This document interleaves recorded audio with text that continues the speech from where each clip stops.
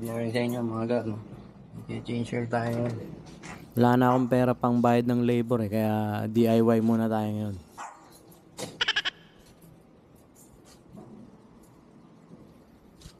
Ang gamit natin langis. Fully synthetic na to. 337 yung SRP nito eh. May libre na siyang gear oil.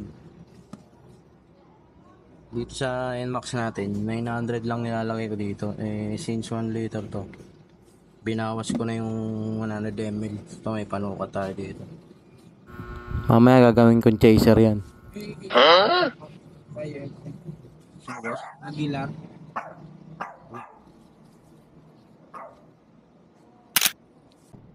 Malinaw pa nga eh. Pwede pang magprito ng itlog oh. What? Lagay na natin. Nung nakaraan kasi hindi ko nalagay yung drain plug.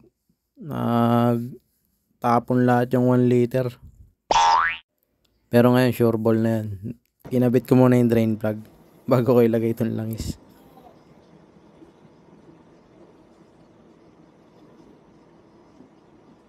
Change all. DIY.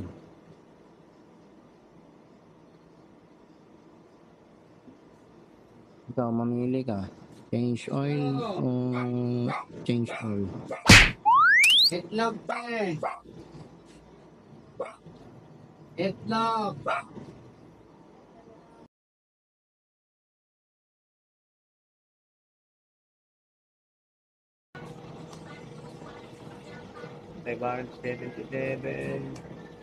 And that's it for today's video. Kayo, anong gamit yung mga langis? Comment nyo nga dyan sa comment section.